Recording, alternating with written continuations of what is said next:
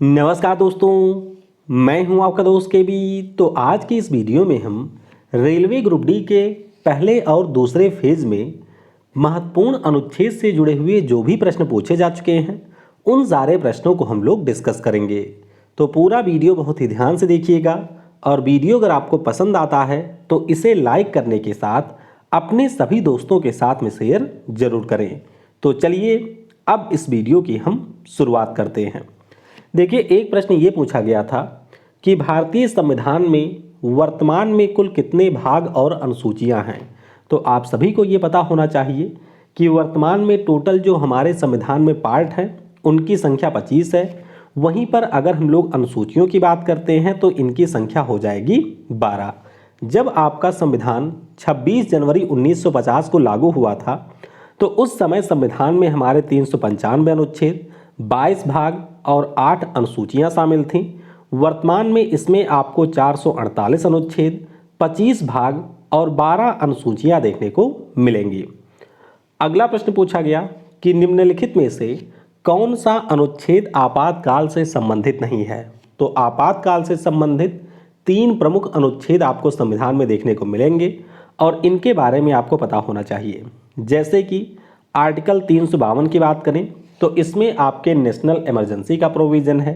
Article 356 की बात करें तो इसमें आपका राज्य आपातकाल या फिर राष्ट्रपति शासन के बारे में प्रावधान है।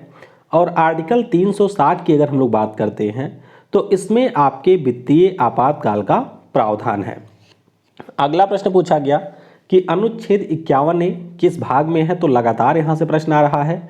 आप सभी को ये पता होना चाहिए कि अनुच्छेद 51A ये आपको भाग 4A में देखने को मिलेगा। अगला प्रश्न पूछा गया कि भारतीय संविधान के किस अनुच्छेद में आपको मूल कर्तव्य का प्रावधान देखने को मिलेगा। तो ध्यान रखिएगा, हमारे संविधान का जो अनुच्छेद 51A है इसमें आपको फंडामेंटल ड्यूटीज़ देखने को मिलेंगी और यहाँ से कम 20 से 25 बार प्रश्न आ चुका है। तो अच्छे से ध्यान रखिएगा कि स्वर्ण सिंह समिति की अनुशंसा के बाद जो आपके देश में 1976 में 42वां संविधान संशोधन हुआ था, इसके जरिए 10 मौलिक कर्तव्य को हमारे संविधान में शामिल किया गया था। इसके बाद में इसके साथ साथ हमारे संविधान में एक नया भाग 4A जोड़ा जाता है और एक नया अनुच्छेद 51A जोड़ा जाता है। आपको ये भी ध्यान रखना है कि 86वें संविधान संशोधन के द्वारा जो आपके मौलिक कर्तव्य हैं उसमें एक और कर्तव्य को शामिल किया जाता है। अगला प्रश्न पूछा गया कि प्राण और दैहिक स्वतंत्रता का जो संरक्षण है ये आपको कौन से अनुच्छेद में देखने को मिलेगा। तो सिंपल सा प्रश्न है, जरूर ध्यान रखिएगा कि प्राण और दैहिक स्वतंत्रता का जो संरक्षण है ये आपको आर्टिकल 21 में देखने को मिलेगा। एक प्रश्न पूछा गया था कि भारतीय संविधान के किस अनुच्छेद में ये प्रावधान है कि जो हमारे देश के प्रधानमंत्री होंगे वो भारत के राष्ट्रपति को संघ के कानून और प्रशासन के संबंध में सूचना प्रदान करेंगे। यानी कि ये प्रधानमंत्री का कर्तव्य होगा और ये जो प्रावधान है वो आपको आर्टिकल 78 में देखने को मिलेगा। अगला प्रश्न पूछा गया कि भारतीय संविधान का जो अनुच्छेद 243E है इसमें कौन सा प्रावधान है। तो 243E की अगर हम लोग बात करते हैं तो जो भी हमारे देश में पंचायतें होती हैं उनका कार्यकाल कितना होगा, इसी के बारे में प्रावधान आपको 243E में देखने को मिलेगा। और आपको ये ध्यान रखना है कि पंचायतों की जो अवधि होती है वो आपकी 5 साल की होती है। कुछ और महत्वपूर्ण आपको आर्टिकल ध्यान रखने हैं, जैसे कि आर्टिकल 243A की बात करें तो इसमें ग्राम सभा की बात की गई है। 243B में ग्राम पंचायतों के गठन की बात की गई है। 243C की बात करें तो ग्राम पंचायतों के संरचना की बात की गई है। 243D में पंचायतों में स्थानों के आरक्षण का प्रावधान है। 243E में पंचायतों के कार्यकाल की बात यहाँ पर की गई है। अगला प्रश्न पूछा गया कि भारतीय संविधान का वो कौन सा अनुच्छेद है जिसके अंतर्गत जो हमारे राज्यपाल होते हैं राज्यों में उनके द्वारा एडवोकेट जनरल की नियुक्ति की जाती है। जैसे आपने देखा होगा कि केंद्र सरकार के लिए महान्यायवादी होता है, उसी प्रकार से जो हमारे राज्य हैं उनके लिए एडवोकेट जनरल होता है और इनकी नियुक्ति राज्यपाल के द्वारा आर्टिकल 165 के अंतर्गत किया जाता है। अगला प्रश्न पूछा गया कि 15वें फाइनेंस कमीशन के अध्यक्ष कौन हैं। तो ये आप सभी को पता होगा कि जो इस समय हमारा 15th फाइनेंस कमीशन काम कर रहा है उसके अध्यक्ष NK सिंह हैं। लेकिन महत्वपूर्ण पॉइंट आपको ये ध्यान रखना है कि हमारे संविधान का जो अनुच्छेद 280 है इसी के अंतर्गत फाइनेंस कमीशन की स्थापना किया गया था और राष्ट्रपति महोदय के द्वारा प्रत्येक 5 वर्षों के अंतराल पर फाइनेंस कमीशन का गठन किया जाता है। अगला प्रश्न पूछा गया कि अनुच्छेद 12 से 35 किस भाग के अंतर्गत आते हैं। तो हमारे संविधान का जो भाग 3 है, ठीक है, भाग 3 की अगर हम लोग बात करते हैं तो इसके अंतर्गत आपको आर्टिकल 12 से 35 देखने को मिलेंगे और 12 से 35 के बीच में आपके सारे मौलिक अधिकार को शामिल किया गया है। अगला प्रश्न पूछा गया कि ग्राम पंचायतों का संगठन किस अनुच्छेद का प्रावधान है। तो ये अभी मैंने आपको ऊपर बताया था कि हमारे यहाँ पर जो DPSP है, directive principle of state policy, उसके अनुच्छेद 40 के अंतर्गत ग्राम पंचायतों के संगठन का प्रावधान है। अगला प्रश्न पूछा गया कि किस अनुच्छेद के अनुसार मंत्रिपरिषद लोकसभा के प्रति उत्तरदायी होता है। तो ध्यान रखिएगा ये प्रावधान आपको अनुच्छेद 75 के क्लॉज 3 में देखने को मिलेगा और इसी में ये कहा गया है कि जो भी हमारी केंद्र में मंत्रिपरिषद होगी वो सामूहिक रूप से लोकसभा के प्रति उत्तरदायी होगी। अगला प्रश्न पूछा गया कि राज्यसभा में सीटों की अधिकतम संख्या कितनी होती है। सिंपल सा प्रश्न है, अधिकतम संख्या यहाँ पर 250 होती है। और अगर हम लोग बात करते हैं राज्यसभा की संरचना की तो आपको ये ध्यान रखना है अनुच्छेद 80 में इसके संगठन या फिर संरचना का प्रावधान है।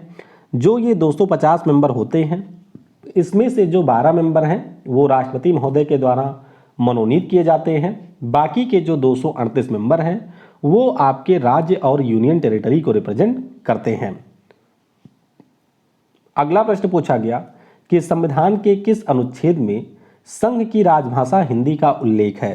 तो हमारे संविधान का जो अनुच्छेद 343 है इसके क्लॉज 1 में हमारे संघ की जो राजभाषा है उसके लिए हिंदी का उल्लेख है। बाकी आपको ये भी ध्यान रखना है कि राजभाषा हिंदी के साथ साथ इसकी जो स्क्रिप्ट है वो आपकी देवनागरी है, यानी कि लिपि के रूप में देवनागरी लिपि को यहाँ पर स्वीकार किया गया है।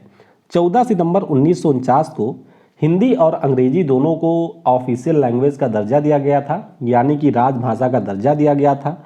और उसके बाद में 1963 में जब आपका राजभाषा अधिनियम आता है तो उसके जरिए अंग्रेजी जो आपकी आधिकारिक भाषा थी इसकी अनिवार्यता को यहाँ पर समाप्त कर दिया जाता है। अगला प्रश्न पूछा गया कि भारतीय संविधान का जो अनुच्छेद 53 है ये आपका किससे संबंधित है। तो आर्टिकल 53 की अगर हम लोग बात करते हैं तो इसी अनुच्छेद में ये बताया गया है कि संघ की जो कार्यपालिका शक्ति है वो आपके राष्ट्रपति में निहित होंगी, यानी कि केंद्र सरकार का जो संवैधानिक प्रमुख है वो हमारे देश का राष्ट्रपति होता है। अब राष्ट्रपति से जुड़े हुए अनुच्छेद आप जरूर ध्यान रखिएगा, जैसे कि अनुच्छेद 54 में राष्ट्रपति के वोटिंग की बात की गई है, मतलब कि कौन इनको मतदान करेगा। आर्टिकल 55 में राष्ट्रपति के चुनाव की प्रक्रिया की बात की गई है। अनुच्छेद 56 में राष्ट्रपति के कार्यकाल की बात की गई है। आर्टिकल 57 में पुनर्निर्वाचन के लिए क्या योग्यता होनी चाहिए इस पर चर्चा की गई है। आर्टिकल 58 की बात करें तो राष्ट्रपति पद के लिए योग्यता का प्रावधान है। आर्टिकल 59 में राष्ट्रपति के कार्यालय की शर्तों का उल्लेख है। आर्टिकल 60 में राष्ट्रपति मुख्य न्यायाधीश के सामने शपथ लेगा, इसका प्रावधान है। और आर्टिकल 61 में राष्ट्रपति के ऊपर जो महाभियोग लगाया जाता है उसकी प्रक्रिया का उल्लेख किया गया है। अगला प्रश्न पूछा गया कि निर्वाचन आयोग का जो प्रावधान है ये किस अनुच्छेद में है। तो निर्वाचन आयोग यानी कि इलेक्शन कमीशन की अगर हम लोग बात करते हैं तो हमारे संविधान का जो भाग 15 है उसमें अनुच्छेद 324 से 329 जो हैं ये आपके निर्वाचन आयोग से संबंधित हैं। आपको ये भी ध्यान रखना है कि 25 जनवरी 1950 को निर्वाचन आयोग का गठन किया गया था। उस समय हमारे भारत के पहले जो मुख्य चुनाव आयुक्त हैं सुकुमार सेन जी नियुक्त किए गए थे और वर्तमान में राजीव कुमार हमारे भारत के मुख्य चुनाव आयुक्त हैं। अगला प्रश्न पूछा गया कि भारतीय संविधान का अनुच्छेद 243 भी किससे संबंधित है, तो ये 2 बार आ चुका है। आपको ध्यान रखना है कि ग्राम पंचायतों के गठन से ये संबंधित है और इसी में ये मेंशन किया गया है कि 20 लाख से अगर अधिक जनसंख्या होती है तभी उस पार्टिकुलर राज्य में आपको ग्राम पंचायत सिस्टम देखने को मिलेगा। अगला प्रश्न पूछा गया कि अनुच्छेद 21A का जो संबंध है वो किससे है, तो आर्टिकल 21 की अगर हम लोग बात करते हैं तो आपके इसी अनुच्छेद में बताया गया है कि हमारे देश में जो 6 से 14 वर्ष आयु तक के बच्चे हैं उनको निःशुल्क और अनिवार्य शिक्षा प्रदान करना राज्य का दायित्व होगा। और आपको ये ध्यान रखना है कि 86वें संविधान संशोधन के द्वारा इसको भारतीय संविधान में शामिल किया गया था। अगला प्रश्न पूछा गया कि मुख्यमंत्री की अनुपस्थिति में केंद्र शासित प्रदेशों का प्रशासन किसके द्वारा होता है, तो जिस भी यूनियन टेरिटरी में आपका मुख्यमंत्री उपस्थित नहीं होता है वहाँ का प्रशासन उपराज्यपाल और प्रशासक के द्वारा चलाया जाता है। आपको ये ध्यान रखना है कि ये जो उपराज्यपाल और प्रशासक होते हैं इनकी नियुक्ति भारत के राष्ट्रपति के द्वारा की जाती है और इसके संबंध में जो प्रावधान है वो आपको अनुच्छेद 239 में देखने को मिलेगा। अगला प्रश्न पूछा गया कि अनुच्छेद 21 के अंतर्गत किस आयु वर्ग के बच्चों के लिए निःशुल्क और अनिवार्य शिक्षा का प्रावधान है, तो ये आपका 6 से 14 हो जाएगा। अगला प्रश्न पूछा गया कि अनुच्छेद 24 के अनुसार कितने वर्ष आयु के बच्चे कारखानों में नियोजित नहीं किए जा सकते हैं, तो ध्यान रखिएगा 14 वर्ष से कम आयु के जो बच्चे हैं उन्हें आप लोग किसी भी कारखाने में, माइंस में या फिर जोखिम वाले कामों में नियोजित नहीं कर सकते हैं। अगला प्रश्न पूछा गया कि आर्टिकल 16 का संबंध किससे है, तो आप सभी को ये पता होना चाहिए कि हमारे संविधान में समानता के अधिकार के अंतर्गत आपके 5 अनुच्छेद में प्रावधान दिया गया है। जैसे कि आर्टिकल 14 में कहा गया है कि कानून के सामने सब बराबर होंगे। अनुच्छेद 15 में कहा गया है कि धर्म, जाति, लिंग इन सभी के आधार पर किसी भी नागरिक के साथ में कोई विभेद नहीं होगा। आर्टिकल 16 में कहा गया है कि नौकरी में सबको समानता दी जाएगी। आर्टिकल 17 में अस्पृश्यता के अंत की बात की गई है और आर्टिकल 18 की बात करें जो कि अभी कल ही पूछा गया था, इसमें उपाधियों के अंत का प्रावधान है। अगला प्रश्न पूछा गया कि राज्य व केंद्र शासित प्रदेशों के लिए राज्यसभा के सीटों का जो बंटवारा है ये आपके कौन सी अनुसूची में है, तो महत्वपूर्ण है, ध्यान रखिएगा कि हमारे संविधान की जो अनुसूची 4 है इसमें राज्य और केंद्र शासित प्रदेशों के लिए राज्यसभा के सीटों का बंटवारा किया गया है। अगला प्रश्न पूछा गया कि भारतीय संविधान में जो मौलिक अधिकार हैं ये अनुच्छेद 12 से डैश डैश तक हैं, तो अनुच्छेद 12 से 35 तक आपको मौलिक अधिकार मिलेंगे। अगला प्रश्न पूछा गया कि भारतीय संविधान के किस अनुच्छेद के अंतर्गत निरोध और गिरफ्तारी से संरक्षण प्राप्त है, तो ये आपके अनुच्छेद 22 के अंतर्गत प्राप्त है। आप सभी को पता होना चाहिए कि स्वतंत्रता के अधिकार के अंतर्गत हमको टोटल 4 यहाँ पर राइट मिले हुए हैं। जैसे कि एक आपका हो गया वाक और अभिव्यक्ति की स्वतंत्रता, यानी कि आपको बोलने का अधिकार दिया गया है। अनुच्छेद 20 में अपराध 2 सिद्धि के संबंध में आपको संरक्षण प्राप्त है। अनुच्छेद 21 की बात करें तो प्राण और दैहिक स्वतंत्रता है या फिर जीवन का अधिकार आपको 21 में मिलेगा। इसी प्रकार से 21 से मैंने आपको बता ही दिया है। और अनुच्छेद 22 में गिरफ्तारी के संबंध में संरक्षण प्राप्त है। अगला प्रश्न पूछा गया कि भारत का सबसे बड़ा विधि अधिकारी कौन होता है, तो ध्यान रखिएगा हमारे देश का जो महान्यायवादी है जिसे आप लोग अटॉर्नी जनरल ऑफ इंडिया कहते हैं वो भारत का सबसे बड़ा विधि अधिकारी होता है। और वर्तमान में हमारे देश के जो अटॉर्नी जनरल हैं नाम उनका के वेणुगोपाल है। इनकी सहायता के लिए एक सॉलिसिटर जनरल भी होते हैं और उस पद पर आपको तुषार मेहता देखने को मिलेंगे। इनके संबंध में जो प्रावधान है वो आपको अनुच्छेद 76 में देखने को मिलेगा। अगला प्रश्न पूछा गया कि 92वें संविधान संशोधन द्वारा कौन सी भाषा 8वीं अनुसूची में जोड़ी गई, तो महत्वपूर्ण है। यहाँ से भी काफ़ी प्रश्न आ चुके हैं। अगर आप लोग चाहते हैं कि जो हमारी राजकीय भाषा है, शास्त्रीय भाषा है या फिर 8वीं अनुसूची की भाषा है उसके ऊपर हम लोग अलग से एक वीडियो में डिस्कस कर लें तो वह भी आप लोग नीचे कमेंट में बता सकते हैं। तो ध्यान रखिएगा 8वीं अनुसूची में बोडो, डोगरी, मैथिली और संथाली भाषाएं हैं। अगर हम लोग बात करते हैं तो जब हमारा संविधान लागू हुआ था उस समय 8वीं अनुसूची में 14 भाषाएं थीं। सिंधी भाषा को 1967 में जोड़ा जाता है। कोंकणी, नेपाली और मणिपुरी भाषा को 1992 में जोड़ा जाता है। उसके बाद में जो बोडो, डोगरी, मैथिली और संथाली भाषाएं हैं इनको 2003 में 92वें संशोधन के जरिए जोड़ा गया। अब हम लोग यहाँ से हमारे संविधान के जो महत्वपूर्ण अनुच्छेद है उनको पढ़ेंगे। अभी तक हमने उन प्रश्नों को डिस्कस किया जो कि ग्रुप डी के 42 शिफ्ट में पूछे गए थे। अब यहाँ से हम लोग कुछ और महत्वपूर्ण अनुच्छेद जो कि आपकी परीक्षाओं में पूछे जा सकते हैं उन अनुच्छेद को डिस्कस करेंगे। तो आर्टिकल 1 में कहा गया है इंडिया दैट इज भारत राज्यों का संघ होगा। अनुच्छेद 2 में भारतीय संघ के बाहर के क्षेत्र को शामिल करने का प्रावधान है। अनुच्छेद 3 में संसद के पास में किसी राज्य के क्षेत्र नाम बदलने के संबंधित शक्ति का प्रावधान दिया गया है। फिर बात करते हैं हम लोग पार्ट 3 की। तो पार्ट 3 में आपके मौलिक अधिकार शामिल हैं। यहाँ से भी प्रश्न पूछा जाता है, जरूर ध्यान रखिएगा। समानता का अधिकार आर्टिकल 14 से 18 में है। स्वतंत्रता का अधिकार 19 से 22 में है। शोषण के विरुद्ध अधिकार 23 से 24 में है। 25 से 28 में धार्मिक स्वतंत्रता।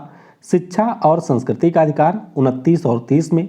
संपत्ति का अधिकार आपका हटा दिया गया है। और संवैधानिक उपचारों का अधिकार ये आपको आर्टिकल 32 में मिलेगा।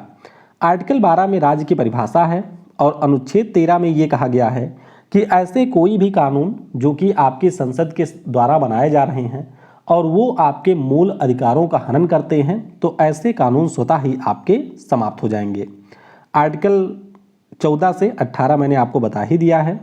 आर्टिकल 19 जरूर ध्यान रखिएगा, इसमें आपके 6 क्लॉज देखने को मिलेंगे, जैसे कि बोलने की स्वतंत्रता है, एक जगह इकट्ठा होने की स्वतंत्रता है, सभा और समूह बनाने की आज़ादी है, घूमने की आज़ादी, भारत में निवास की आज़ादी और आपको आजीविका का अधिकार दिया गया है।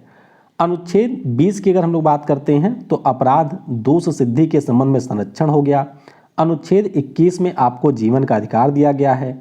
अनुच्छेद 21A में मैंने आपको बता ही दिया है। और आपको ये भी ध्यान रखना है कि जो हमारे देश में 2017 में सुप्रीम कोर्ट ने आपको राइट टू प्राइवेसी का अधिकार दिया है वो भी आपके अनुच्छेद 21 में है। तो ये प्रश्न भी ऑलरेडी ग्रुप डी में पूछा जा चुका है कि राइट टू प्राइवेसी आपके किस अनुच्छेद में है, तो वो भी आपको आर्टिकल 21 में देखने को मिलेगा। शोषण के विरुद्ध आपके 2 अधिकार हैं। एक हमारा आर्टिकल 21 है, मानव व्यापार, जबरन और बंधुआ मजदूरी के ऊपर रोक लगाता है। और आर्टिकल 24 हम लोगों ने डिस्कस ही किया है कि 14 वर्ष से कम उम्र के जो बच्चे हैं उन्हें आप किसी भी जोखिम वाले कार्यों में नियोजित नहीं कर सकते हैं। धार्मिक स्वतंत्रता का जो अधिकार है ये आपको 25 से 28 के बीच में मिलेगा। इसे आप लोग चाहें तो वीडियो को पॉज करके पढ़ सकते हैं। संस्कृति और शैक्षणिक अधिकार जो आपको मिले हैं इनके बारे में जरूर ध्यान रखिएगा। अनुच्छेद 29 में अल्पसंख्यक के हितों के संरक्षण के बारे में प्रावधान है। और अनुच्छेद 30 की अगर हम लोग बात करते हैं तो अल्पसंख्यक समुदाय के लोगों के लिए शैक्षणिक संस्था खोलने का भी अधिकार दिया गया है। आर्टिकल 32 की अगर हम बात करते हैं तो जब भी आपके मूल अधिकारों का हनन होता है तो आप सुप्रीम कोर्ट में जा सकते हैं और सुप्रीम कोर्ट के द्वारा इनके लिए आपके 5 प्रकार के रिट जारी किए जा सकते हैं। अब आते हैं पार्ट 4 पर यानी कि डीपीएसपी पर। तो इसमें आर्टिकल 40 ज़्यादा पूछा जाता है जो कि ग्राम पंचायतों के संगठन से संबंधित है। आर्टिकल 44 समान नागरिक संहिता से संबंधित है। आर्टिकल 45 बच्चों के लिए अनिवार्य शिक्षा। आर्टिकल 48A की बात करें तो पर्यावरण के संरक्षण की बात की गई है। और आर्टिकल 51 में अंतर्राष्ट्रीय शांति और सुरक्षा की बात की गई है। फिर बात करते हैं पार्ट 4A की। तो पार्ट 4A मैंने आपको बता ही दिया है, मौलिक कर्तव्य हैं और इसमें आपके टोटल 11 मौलिक कर्तव्य शामिल हैं। भारत के राष्ट्रपति संबंधित सारे अनुच्छेद मैं आपको बता ही चुका हूं। कुछ और अनुच्छेद ध्यान रखिएगा, जैसे कि आर्टिकल 72 की बात करें तो राष्ट्रपति के क्षमादान की शक्ति की बात की गई है। आर्टिकल 85 में हमारी जो लोकसभा होती है उसके सत्र को बुलाना, सत्रावसान करना या फिर लोकसभा का विघटन करना या भंग करना, ये अधिकार भारत के राष्ट्रपति के पास में है। अनुच्छेद 85 के अंतर्गत। अनुच्छेद 123 के अंतर्गत आपके भारत का जो राष्ट्रपति है वो अध्यादेश जारी कर सकता है। अनुच्छेद 143 के अंतर्गत सुप्रीम कोर्ट जो है वो किसी भी मामले पर भारत के राष्ट्रपति से सलाह लेता है। उपराष्ट्रपति की बात करें तो इनके पद का जो प्रावधान है वो अनुच्छेद 63 में आपको मिलेगा। अनुच्छेद 64 में कहा गया है कि उपराष्ट्रपति राज्यसभा का सभापति होगा और अनुच्छेद 67 में इनके पदावधि के बारे में प्रावधान है। केंद्रीय मंत्रिपरिषद, तो ये दोनों आर्टिकल ऑलरेडी पूछे जा चुके हैं, ध्यान रखिएगा कि केंद्रीय मंत्रिपरिषद के अंतर्गत जो आपका अनुच्छेद 74 है इसमें कहा गया है कि राष्ट्रपति की सहायता के लिए मंत्रिपरिषद होगा जिसका प्रमुख होगा प्रधानमंत्री। 75 में आपको बता ही चुका हूं। और अनुच्छेद 78 में राष्ट्रपति को सूचित करने संबंधी हमारे पीएम के दायित्व की चर्चा की गई है। अनुच्छेद 76 मैंने आपको बता ही दिया, भारत सरकार का महान्यायवादी। और अनुच्छेद 148 में भारत के नियंत्रक महालेखा परीक्षक का प्रावधान है। आर्टिकल 79 संसद के गठन का प्रावधान, अनुच्छेद 80 राज्यसभा की संरचना, अनुच्छेद 81 लोकसभा की संरचना, अनुच्छेद 89 राज्यसभा का सभापति, अनुच्छेद 93 लोकसभा का अध्यक्ष और उपाध्यक्ष। अनुच्छेद 100 में ये प्रावधान है कि किसी भी विधेयक पर वोटिंग के दौरान अगर मत बराबर हो जाता है तो उस स्थिति में जो हमारा लोकसभा अध्यक्ष है वो यहाँ पर वोट दे सकता है। अनुच्छेद 105 में संसद की विशेष शक्ति का प्रावधान है। अनुच्छेद 108 में जो राष्ट्रपति के द्वारा दोनों सदनों की संयुक्त बैठक बुलाई जाती है उसका प्रावधान 108 में आपको मिलेगा। आर्टिकल 110 में आपको धन विधेयक का प्रावधान मिलेगा। अनुच्छेद 112 में वार्षिक वित्तीय विवरण यानी कि बजट का प्रावधान है। और अनुच्छेद 117 में धन विधेयक के अलावा वित्त विधेयक का प्रावधान किया गया है। आर्टिकल 124 में सुप्रीम कोर्ट के गठन की बात की गई है। ध्यान रखिएगा, आईपीसी का जो सेक्शन 124 है वो आपके राजद्रोह कानून के बारे में बताता है, जबकि हमारे संविधान का जो अनुच्छेद 124 है उसमें सुप्रीम कोर्ट के गठन का प्रावधान है। अनुच्छेद 131 में सर्वोच्च न्यायालय के मूल अधिकार क्षेत्र की बात की गई है। और अनुच्छेद 137 में ये कहा गया है कि संसद के द्वारा जो भी कानून बनाए जाएंगे, हमारे देश का जो सर्वोच्च न्यायालय है वह उन कानूनों की न्यायिक समीक्षा कर सकता है। राज्यपाल पर आते हैं तो आर्टिकल 153 में राज्यों के लिए एक राज्यपाल होगा ऐसा प्रावधान है। 154 में इनकी शक्ति का प्रावधान है। 155 में राज्यपाल की नियुक्ति और 161 में राज्यपाल के क्षमादान की शक्ति का प्रावधान है। अनुच्छेद 164 में कहा गया है कि जो भी राज्यों के मुख्यमंत्री होंगे उनकी नियुक्ति राज्यपाल के द्वारा की जाएगी और राज्य सरकार के जो वकील होंगे उनकी नियुक्ति 165 के अंतर्गत उस पार्टिकुलर राज्य के राज्यपाल के द्वारा किया जाएगा। अनुच्छेद 168 में राज्य विधानमंडल का प्रावधान है। अनुच्छेद 169 की बात करें, ये जरूर पूछा जाता है, तो किसी भी राज्य में विधान परिषद के गठन और समाप्ति की जो शक्ति संसद के पास में है उसका प्रावधान यहाँ पर दिया गया है। 170 में विधानसभा की संरचना और 171 में विधान परिषद की संरचना की बात की गई है। अब आते हैं हाई कोर्ट पर, तो अनुच्छेद 214 में कहा गया है कि राज्यों के लिए हाई कोर्ट होगा। 216 में हाई कोर्ट के गठन का प्रावधान है।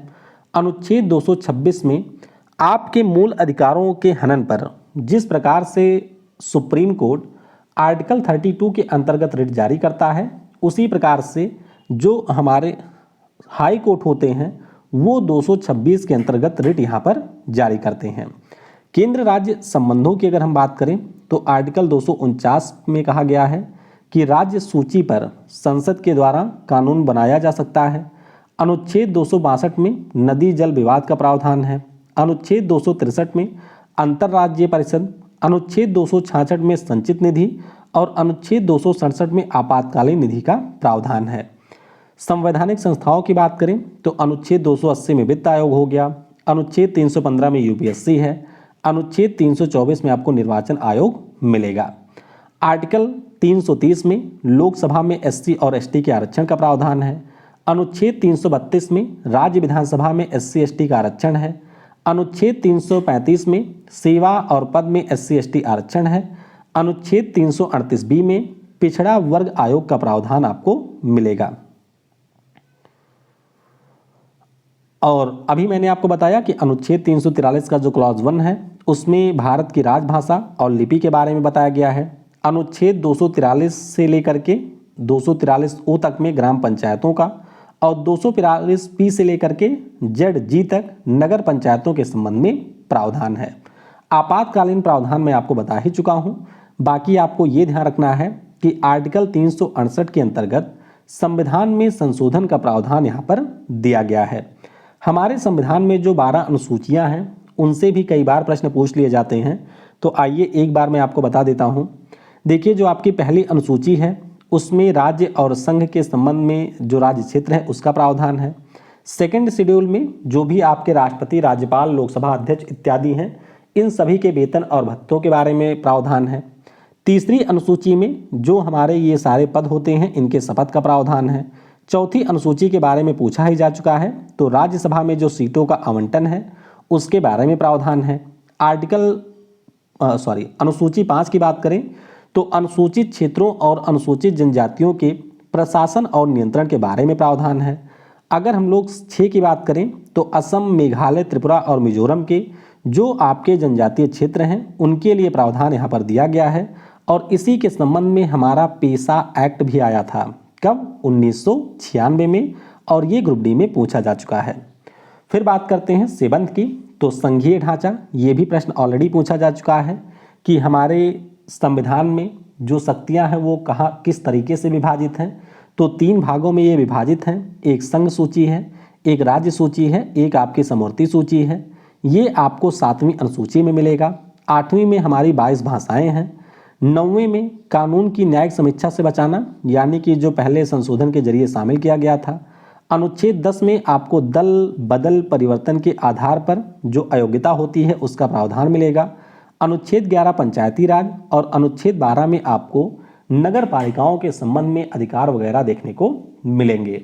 तो इस प्रकार से जो भी प्रश्न पूछे गए थे उनके साथ साथ जो भी हमारे संभावित प्रश्न थे उनको भी हमने डिस्कस कर लिया है। इसी प्रकार से अगर आप लोग 42 शिफ्ट के और किसी टॉपिक के ऊपर वीडियो चाहते हैं तो वह मुझे नीचे कमेंट में बता सकते हैं। कल तक आपको 42 शिफ्ट में जो भी प्रश्न हमारे पूछे गए हैं टॉपिक वाइज, उनकी पेड PDF मिल जाएगी, तो उसे भी आप लोग डाउनलोड कर सकते हैं। Thanks for watching. जय हिंद, जय भारत।